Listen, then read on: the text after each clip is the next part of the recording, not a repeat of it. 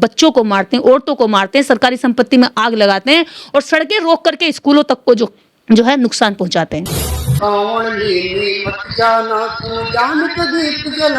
देखिए, रजनीश गंगवार जी को पहले तो मैं बधाई देती हूँ कि आपने देश के अंदर शिक्षा और मानवता की बात करके ये साबित कर दिया कि शिक्षक का असली काम क्या है। दूसरी बात, आपको एक बात और कहना चाहती हूँ कि हिम्मत मत हारिए। आपकी सच्चाई से, आपकी सच्ची कविता से, आपकी मानवता वाली कविता से ढोंगियों के पेट में दर्द है और हम आपके साथ हैं, आप अकेले बिल्कुल नहीं हैं। देश के अंदर आज करोड़ों लोग मानवता की बात कर रहे हैं और पूरे विश्व में मानवता की बात जो करेगा वो एक होगा, वो उसका कोई धर्म, जाति या वो देशों से भी ऊपर उठ जाता है। तो आप बिल्कुल ना घबराएं, आप अकेले नहीं हैं, हम सब लोग आपके साथ हैं।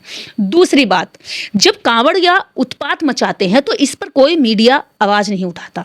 जब कांवड़िया उत्पात मचाते हैं, अक्ल की ही बात है कि एक स्कूल बस पे मेरठ में कांवड़ियों ने हमला कर दिया और वो बस पूरी तरह से पलट दी। पिछली बार भी कई बसों में आग लगाई। जरा सी बात पर औरतों को, अभी 2-3 दिन की पुरानी वीडियो है कि एक महिला को, स्कूटी पर सवार महिला को कांवड़ियों ने मिलकर पीटा। आप सोचिए कितनी मतलब क्रूरतम, कितने ज्यादा आपराधिक मानसिकता के लोग कांवड़ यात्रा में जा रहे हैं। मुझे लगता है कि जो धर्म का नशा है वो जल्दी ही लोगों से उतरने वाला है। लेकिन टीचर ने जो है एक धर्म की आस्था से खिलवाड़ किया है, कविता बोली है, ये तो गलत बात है ना। अच्छा, इसमें आस्था, एक बात बताइए, कोई व्यक्ति ये कह रहा है कि तुम कांवड़ लेने मत जाना, मानवता की सेवा करके अच्छे मानव बन जाना।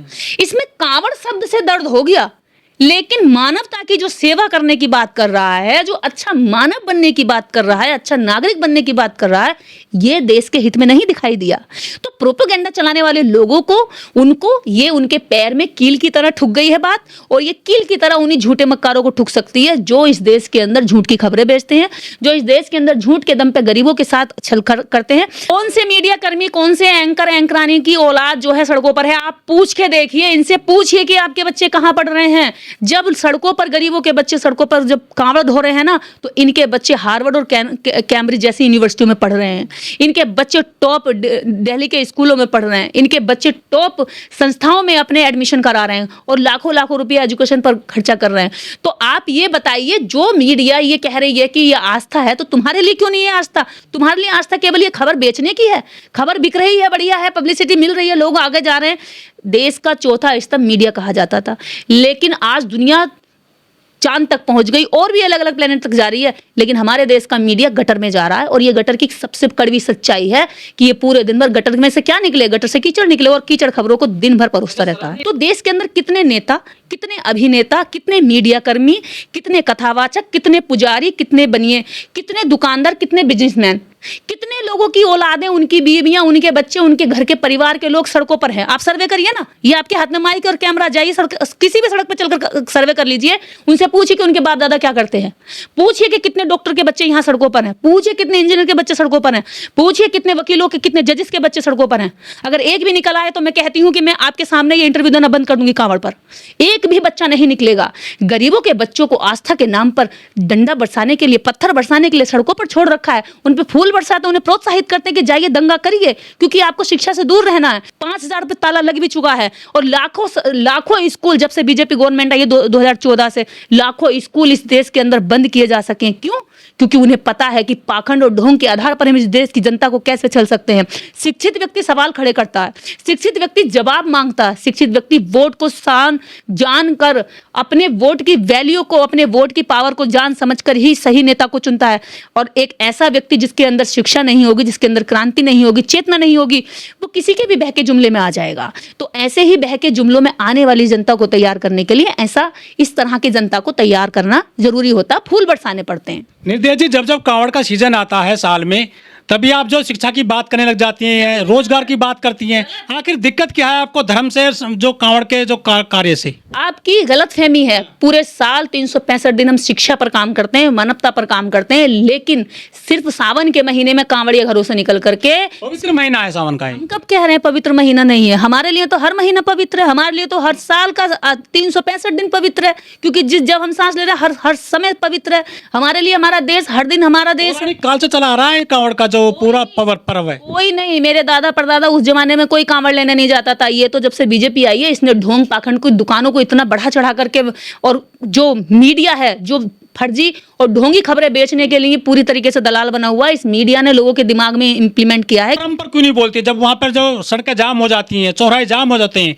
चाकू बजते हैं कमर पर। बिल्कुल, जब वो लोग सड़कों पर निकलते हैं तो उसको बोलने के लिए इस देश की जो स्ट्रीम मीडिया है ना, तो खुद बतेरी बोलती है। उस पर बोलने के लिए और कोई है क्या? उस पे बोलने के लिए स्ट्रीम मीडिया खुद झूठी खबरें बना करके खूब प्रोपेगेंडा चलाती है। जब यही लोग कहते हैं कि नमाज पढ़ने के लिए सड़कें नहीं हैं, तो अब आप ये बताइए कि सड़कों पर कावड़ उत्पात मचाने के लिए क्यों हैं?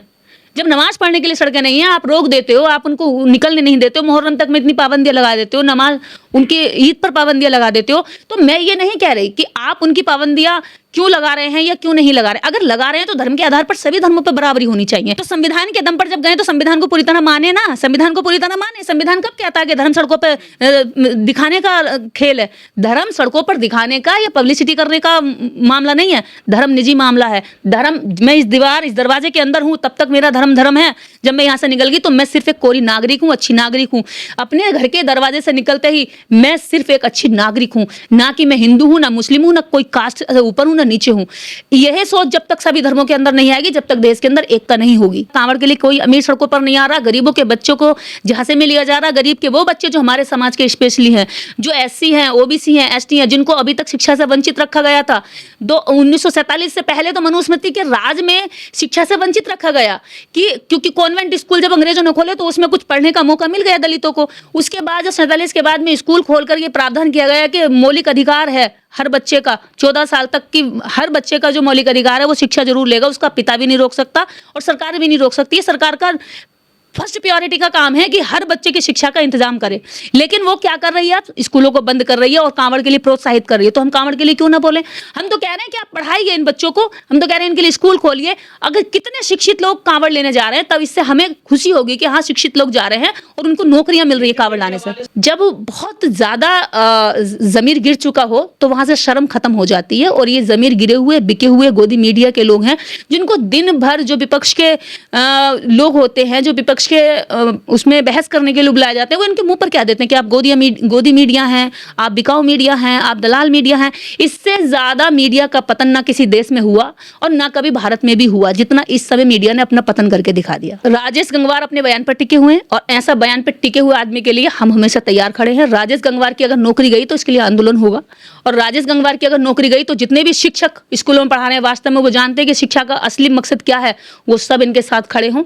हम जैसे लोग इनके साथ खड़े हैं, उनकी नौकरी नहीं जाने देंगे। सरस्वती के बारे में 2 लाइनें बोल दी थी स्कूल में पढ़ाते हुए, तो प्रेमलता को उन्होंने क्या करा था? सस्पेंड कर दिया था। लेकिन बाद में वो अपनी बात पे टिकी रही और उसकी नौकरी उसको वापस मिली। 6 महीने तक लगातार संघर्ष करती रही और 6 महीने बाद उसको नौकरी मिल गई।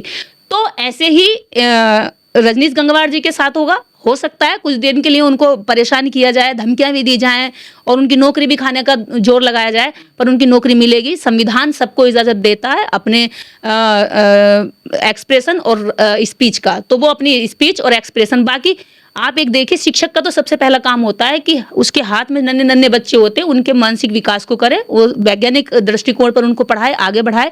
और उन्होंने ये महान काम किया, उसके लिए उनको धन्यवाद। बाकी शिक्षकों को उन्होंने अपनी ड्यूटी समझाई है कि ऐसे बच्चों को मार्गदर्शन करना चाहिए।